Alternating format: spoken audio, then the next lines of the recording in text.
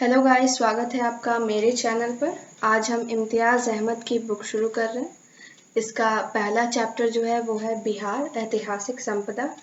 History किसे कहते हैं? तो हिस्ट्री जो शब्द है वो यूनानी शब्द है। हिस्टोरिया से इसकी उत्पत्ति हुई है और इसका अर्थ जो होता है वो है खोजबीन द्वारा अर्जित जानकारी या जांच पड़ताल करना। और इतिहास को मुख्यतः 3 भागों में बांटा जा सकता है, जैसा कि प्रागैतिहासिक, आधैतिहासिक और इतिहास। लेखन की कला जो थी, लेखन के आविष्कार से जो पूर्व की घटी घटनाओं का जो काल है वो प्रागैतिहासिक काल के अंतर्गत आता है। और आधैतिहासिक जो प्रागैतिहासिक और इतिहास के बीच का काल है, जिसमें संस्कृति एवं सभ्यता के में लेखन कला का विकास तो नहीं हुआ था, लेकिन उसमें ये शिक्षित सभ्यता के लिखित अभिलेख मिलते हैं। इतिहास किसे कहते हैं? तो लेखन कला के आविष्कार के बाद और शिक्षित समाज के लिखित एवं पुरातात्विक साक्ष्यों के आधार पर, इन दोनों यानी लिखित यानी साहित्य और पुरातात्विक साक्ष्यों के आधार पर इतिहास का अध्ययन किया जा सकता है। एक और इसका अच्छा खासा डेफिनेशन हो सकता है, जैसे कि अतीत की घटनाओं का प्रामाणिक विवरण ही इतिहास कहलाता है। फिर है यह प्रामाणिक विवरण मानक स्रोतों पर, ये जितने भी हैं मानक स्रोतों पर आधारित हैं, जो साहित्य एवं पुरातात्विक श्रेणियों में विभाजित है। तो साहित्य किसे कहते हैं? तो साहित्य जो है वो एक समाज का आईना है, जिसमें हम समाज को देखते हैं, यानी यह समाज या मानवीय जीवन का एक चित्र होता है जिसमें घटनाओं का विवरण होता है। और पुरातात्विक मतलब पुरातात्व में क्या क्या उस श्रेणी में क्या क्या आ सकता है? तो है अभिलेख, सिक्का, स्मारक, भवन, मूर्तियां, चित्रकला आदि।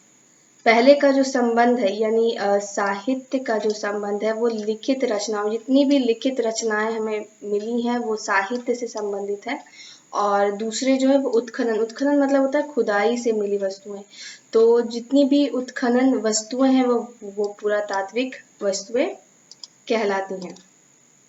इनके अतिरिक्त भी स्रोतों के कुछ अन्य रूप होते हैं। इनमें किद्वंतियाँ, तो किद्वंतियाँ वो है जो इतिहास की घटनाओं के आधार पर लोक जीवन में प्रचलित कथाओं को ही किद्वंतियाँ कहा जाता है। उसके बाद है धार्मिक ग्रंथ। धार्मिक ग्रंथ जो किसी भी धर्म का मुख्य साहित्य हो वो धार्मिक ग्रंथ कहलाएगा।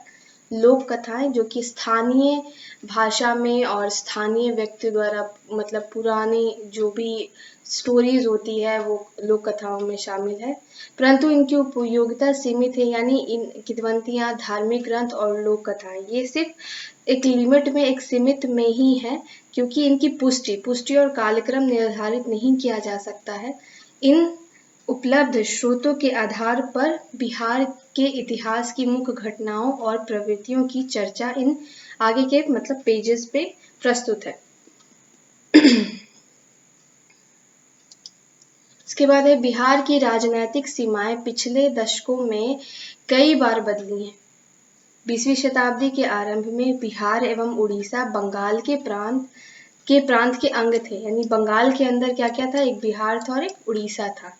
फिर 1912 में बिहार एवं उड़ीसा को बंगाल से अलग कर दिया गया, यानी 1912 में बिहार और उड़ीसा बंगाल से अब अलग हो गए और नए प्रांत का गठन हुआ।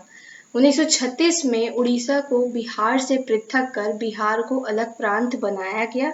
सामान्यतः 1912 को बिहार प्रांत के गठन का वर्ष माना जाता है, मगर स्मरणीय है कि उस वर्ष बिहार एवं उड़ीसा संयुक्त रूप से एक प्रांत बने थे और 1936 में ही पृथक बिहार का गठन हुआ था।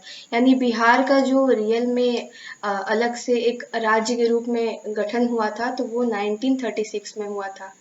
1947-48 में बिहार एवं उड़ीसा की सीमाओं का पूर्ण निर्धारण हुआ, जब देशी रियासतों का विलय हुआ, किसमें? भारतीय संघ में किया गया।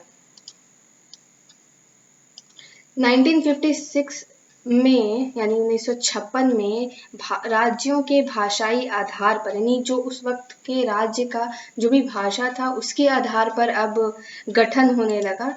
तो उस आधार पर पुरुलिया और पूर्णिया जिलों के कुछ भाग जो थे वो पश्चिम बंगाल में शामिल कर लिए गए। किसके? तो राज्य के भाषाई आधार पर।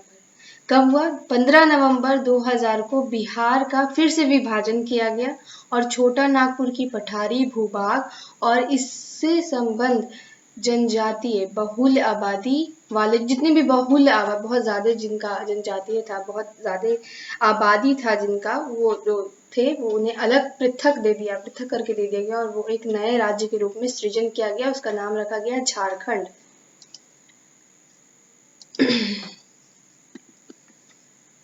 उपयुक्त राजनीतिक परिवर्तन से परे बिहार की वर्तमान सीमाओं में घिरा क्षेत्र ऐतिहासिक संपदा के कारण विशिष्ट महत्व रखता है। पूर्व ऐतिहासिक काल से ही विकसित होने वाली संस्कृतियों का यह क्षेत्र महत्वपूर्ण केंद्र रहा है और विभिन्न युगों में देशों के ऐतिहासिक एवं संस्कृति के विकास में इसका उल्लेखनीय योगदान रहा है। यह क्रम पूर्व ऐतिहासिक काल से ही शुरू, यानी यहाँ बिहार की जो ऐतिहासिक संपदा है या ऐतिहासिक ये स्टोरी है वो पूर्व ऐतिहासिक काल से ही शुरू हो जाती है।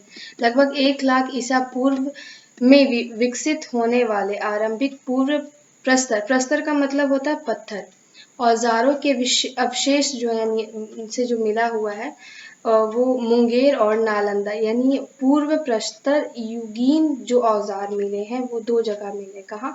तो वो है मुंगेर और नालंदा। ये याद रखने योग्य है, एक नालंदा है और एक मुंगेर है। उसके बाद से 1 सेकेंड, इनमें खुरदुरे पत्थर के बने कुल्हाड़ियों के फल, चाकू और खुरपियां शामिल हैं।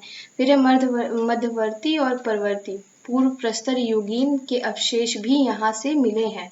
कहाँ से? तो नालंदा और मुंगेर से मिले हैं। फिर नव प्रस्तर जो है, नव प्रस्तर के अवशेष सारण और वैशाली जिले से।